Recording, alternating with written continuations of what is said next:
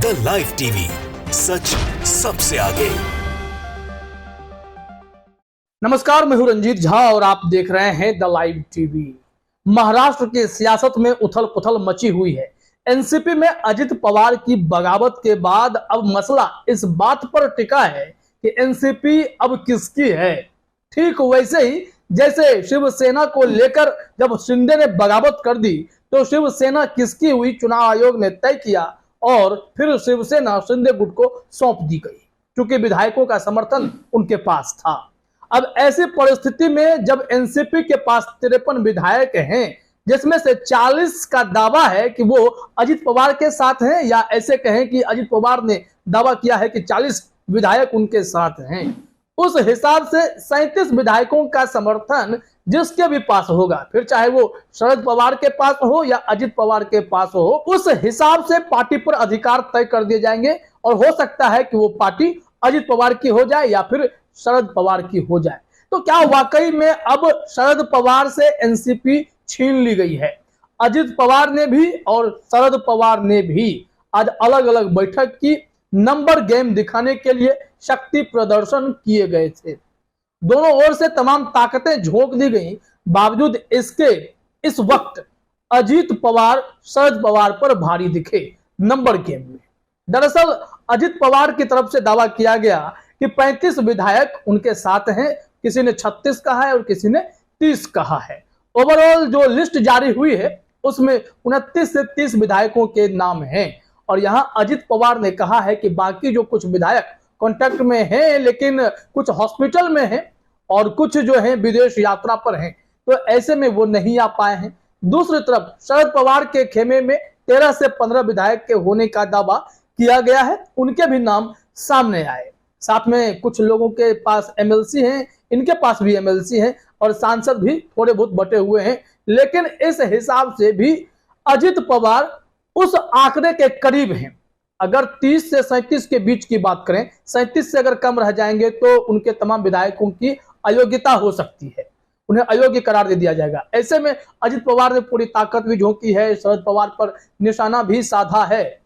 ऐसे परिस्थिति में शरद पवार को उन्होंने कहा है कि अब आपकी उम्र हो गई है, पॉलिटिक्स आप छोड़ दें, मार्गदर्शन वाली स्थिति में जाने के लिए वो कह रहे हैं। सुप्रिया सुले ने निशाना भी साधा है। इतना ही नहीं, जानकारी यह भी है कि अजित पवार का खेमा चुनाव आयोग से भी संपर्क कर बैठा है और कहा है कि हमें पार्टी नाम और सिंबल दोनों चाहिए, क्योंकि विधायकों का बहुमत हमारे साथ है। ऐसे में शरद पवार से एनसीपी छीन सकती है, इसकी संभावना बढ़ रही है। जैसा कि उद्धव ठाकरे के साथ हुआ, ठीक वही परिस्थिति इस वक्त अजित पवार ने शरद पवार के साथ कर दी है। अब ऐसे में सुप्रिया सुले ने भी निशाना साधा है और बीजेपी पर भी हमला किया है, अजित पवार पर भी हमला किया है। उन्होंने कहा है कि आप उम्र को लेकर अगर शरद पवार पर निशाना साध रहे हैं तो एज बस एक नंबर गेम है। उन्होंने जो हमला बीजेपी पर किया है, जरा वो अपने स्क्रीन पर देखिए। कहा गया है कि शरद पवार वर्सेज अजित पवार लाइव, ना खाऊंगा ना खाने दूंगा का नारा देने वाले आज एनसीपी को ही खा गए। बीजेपी पर सुप्रिया का निशाना। एनसीपी नेता अजित पवार 2 जुलाई को चाचा शरद पवार से बगावत कर महाराष्ट्र के एकनाथ शिंदे सरकार में शामिल हो गए थे। उन्होंने डिप्टी सीएम पद की शपथ ली। उनके साथ एनसीपी के 8 विधायकों ने मंत्री पद की शपथ ली। अजित पवार गुट लगातार दावा कर रहा है कि उनके पास 40 विधायकों का समर्थन है, हालांकि इसकी संख्या थोड़ी कम है। अब नंबर गेम में कौन कहां है वो भी हम आपको बताते हैं।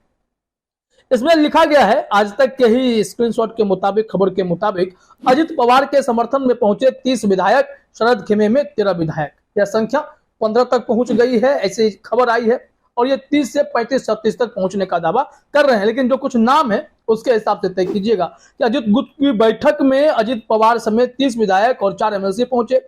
इस बैठक में छगन भुजबल, हसन मुशर्रफ, नरहरी झिरवाल, दिलीप मोहिते, अनिल पाटिल, मानिक राव, दिलीप वालसे पाटिल, अदिति तटकरे, धनंजय मुंडे, धर्मराव अत्राम, अन्ना बंसोड़, नीलेश लंके, इंद्रनील नाइक, सुनील शेलके, दत्तात्रय भरने, संजय बंसोड़, संग्राम जगताप, दिलीप बनकर, सुनील टिंगरे, सुनील शेलके, बाला साहब अजाबे, दीपक चौहान, यशवंत माने, नितिन पवार, शेखर निकम, संजय शिंदे, राजू कोरमारे, बबन राव शिंदे पहुंचे हैं।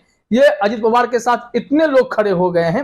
और शरद पवार के गुट में भी जो लोग हैं उनके भी नाम यहाँ सामने आ गए हैं। किरण लहामटे, अशोक पवार, रोहित पवार, राजेंद्र सिंघने, अनिल देशमुख, जितेंद्र आव्हाड, संदीप क्षीरसागर, जयंत पाटिल, बाला साहेब पाटिल, सुनील भुसारा, राजेश टोपे, चेतन टोपे और विधायक सुमन पाटिल की जगह उनके बेटे रोहित पाटिल पहुंचे हैं।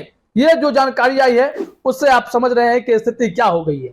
जो कुछ विधायक गायब हुए हैं उनके भी नाम सामने आ गए हैं। ये किसी भी गुट में नहीं पहुंचे। वो देखिए जरा, महाराष्ट्र एनसीपी क्राइसिस लाइव, 6 विधायकों के बारे में कोई जानकारी नहीं। एनसीपी के 6 विधायकों के बारे में जो अपडेट नहीं आया है उनके नाम देखिए। आशुतोष काले, दौलत दरोड़ा, चंद्रकांत नौधरे, चेतन टुपे, सरोज अहिरे, मानसिंह नाइक, इन सब के नाम हैं जो आए नहीं, क्योंकि हर जगह अलग अलग जानकारी आ रही है। और इसके अलावा जो जानकारी स्पष्ट रूप से सामने आई है चुनाव आयोग वाली, वो एएनआई के सूत्रों के हवाले से आ रही है। जरा वो भी अपने स्क्रीन पर देखिए। न्यूज एजेंसी एएनआई ने सूत्रों के हवाले से बताया कि निर्वाचन आयोग को अजित पवार की ओर से नेशनलिस्ट कांग्रेस पार्टी और पार्टी चिन्ह पर दावा करने वाली याचिका मिली है। आयोग को जयंत पाटिल से भी एक चेतावनी मिली है कि उन्होंने 9 विधायकों के खिलाफ अयोग्यता प्रक्रिया शुरू कर दी है। तो ये पूरी स्थिति है। लेकिन अब ऐसे में जो बाकी के विधायक हैं, क्या उन्हें अयोग्य करार दिया गया है या फिर इस बीच सुलह का कोई रास्ता निकाला जा रहा है? तमाम ऐसी आशंकाएं जताई जाने लगी हैं। ये सारी परिस्थिति में आपने देखा कि शरद पवार पीछे छूट चुके हैं। 13 से 15 विधायक के साथ वो पार्टी पर दावा करके भी हार जाएंगे, लेकिन अजित पवार के पास जिस तरीके से संख्या बल पहुंच चुका है उससे वो इस पार्टी पर कब्जा कर सकते हैं। अब ऐसे में शरद पवार के पास सिर्फ और सिर्फ सुलह का रास्ता बचा है। क्या वो एनसीपी को बचाने के लिए अजित पवार के जिद को स्वीकार कर लेंगे? ये सबसे बड़ा सवाल होगा। या फिर जो यह दावा किया जा रहा है कि शरद पवार के इशारे पर ही सब कुछ घटित हो रहा है और इस तरीके से जो बैठकें मीटिंग की जा रही हैं ये सब एक दिखावा मात्र है, शरद पवार अजित पवार के साथ चले जाएंगे। तमाम ऐसी परिस्थिति बनती हुई दिखाई पड़ रही है। लेकिन इस मामले में अब आगे क्या होगा, इसको लेकर पूर्व सीएम अशोक चौहान के हवाले से दैनिक भास्कर ने जो लिखा है जरा अपने स्क्रीन पर आप देखिए कि पूर्व सीएम पृथ्वीराज चौहान के मुताबिक एनसीपी के 53 में से 37 से ज्यादा विधायक अजित के साथ जाते हैं तो दल बदल कानून से बच जाएंगे। 36 से कम रहे तो निलंबन तय है। वहीं सीएम शिंदे के खिलाफ उद्धव गुट फिर सुप्रीम कोर्ट पहुंचा है। मांग है कि शिंदे के विधायकों की लंबित अयोग्यता याचिकाओं पर जल्द फैसला हो। अब देखिए, दल बदल कानून की भी 2 शर्त है, जैसा कि उन्होंने एक्सप्लेन किया है, वो भी जरा अपने स्क्रीन पर देखिए कि दल बदल कानून की 2 शर्तें हैं। जिस दल को नेता छोड़ रहा है उसका दूसरे दल में विलय हो जाए, 2/3 विधायक सहमत हों, दोनों स्थितियां अजित के पक्ष में हैं। अजित पवार का दावा है कि उन्हें राज्य विधानसभा में एनसीपी के कुल 53 विधायकों में से 40 से अधिक का समर्थन प्राप्त है। दल बदल विरोधी कानून के प्रावधानों से बचने के लिए अजित के पास 36 से अधिक विधायक होने चाहिए।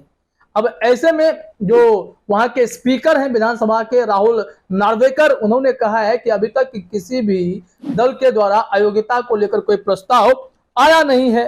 दावा नहीं किया है कि पार्टी का विभाजन हो गया है। तो ऐसे में यह लड़ाई जो है अभी लंबी चलने वाली है। इस पर एनसीपी कोई फैसला एकजुट होकर ले या फिर बगावत के बाद शरद पवार अलग थलग पड़ जाएं, ये सारी चीजों में से कुछ भी संभव हो सकता है। लेकिन वर्तमान जो सियासी सिचुएशन है, जो स्थिति दिखाई पड़ रही है, उसके मुताबिक अजित पवार इस वक्त शरद पवार पर भारी पड़े हुए हैं।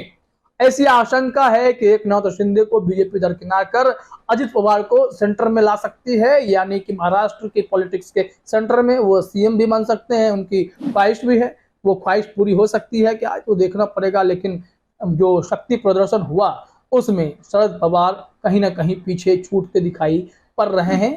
देखिए आगे होता क्या है। फिलहाल इस वीडियो में इतना ही। आप सभी का हमसे जुड़ने के लिए बहुत बहुत धन्यवाद। द लाइव टीवी, सच सबसे आगे।